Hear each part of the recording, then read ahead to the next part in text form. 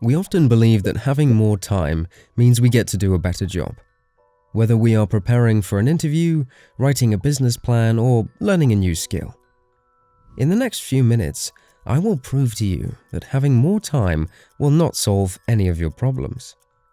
Let's start with taking a look at another resource that is often debated about: money. There are many entrepreneurs who say that they can't start a business or they can't grow their business because of the shortage of money. But after reading multiple books from successful business people, they all agree that money was not the main component that led them to success. You can have the best marketers in the world, but if your product is poor, then it will not likely sell. Let's say you hired an expert team that came up with an impressive product. Now you are selling like crazy because you have a great product and a perfect marketing team. But another obstacle emerges. Your client base is increasing so fast that your customer service can't keep up. You start to get bad reviews and your sales go down. You then spend more money and hire a bigger customer support team. This increases your operational costs, and to keep your income margins, you increase the cost of your product. As a result, fewer people buy your product and you are back to where you started. In the end, it doesn't matter how much money you have because you can't solve the problems by simply throwing money at them. All this leads us to the conclusion that money is not the only piece of the puzzle to have a successful business. And the entrepreneur who was blaming money for getting started is simply using it as an excuse. The real problem here is thinking that money will solve his problems. When we talk about time, we often see it as an individual resource, but there is more to it. First, let's talk about the value of time.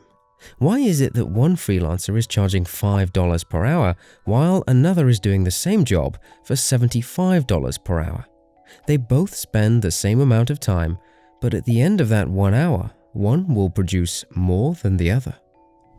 It is likely that the more expensive freelancer has more knowledge and experience, and he also wants to do a better job because expectations are higher. In my personal life, every hour of the day is not the same as well. Hours between 6 a.m. and 10 a.m. are always more productive compared to between 5 p.m. and 9 p.m. This is due to my energy levels being different, and to account for it, I have to be strategic about how I plan and structure my day. Now, when we look at the time from this perspective, we get another dimension, because now we don't just talk about any time, but we have what we call productive time and less productive time. For example, if I want to write 1,000 words for my book, then it will take me 3 to 4 hours if I do it in the morning part of the day.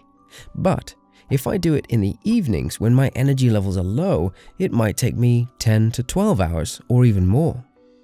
So it's not always about just having time, but having the right time to perform the activity. Let me give you another example. This is Tim, and he wants to start his own business, but he's struggling with finding time. He has a full-on life, a full-time job, a wife, and 2 beautiful kids. He is working hard 5 days a week and sometimes comes back home late. Evenings are spent with family or watching TV. On weekends, Tim is playing golf and meeting his friends. Here comes the question. If Tim had an extra 3 hours every day, would he sit down and work on his business plan? The answer is absolutely no, because more time works as multiplier and existing activities will be expanded. Simply put, Tim will have more time to watch TV, play golf, and see his friends. In the end, as you can see, time is just a single piece from a bigger picture.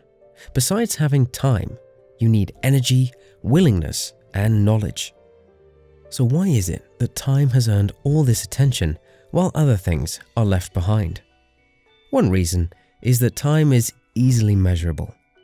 It's unlikely that you will hear people saying, "Do you have the willingness to complete this project?" or "Do you have the energy to do it?" We always jump straight to the time and expect everything else to come with it. But this is where a lot of people get it wrong. They get stuck with a belief that the only reason they haven't achieved their goals is that they don't have enough time. Being involved in productivity and time management for almost a decade, I see this over and over. The problem is that as long as you keep thinking that you don't have enough time, you will always fall short of your goals and dreams. Over the years, I have developed a productivity framework to keep myself organized and in control of my life.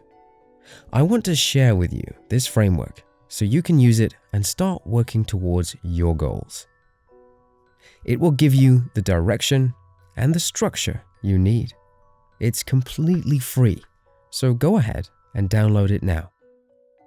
Thanks for watching, and I will see you guys in the next video.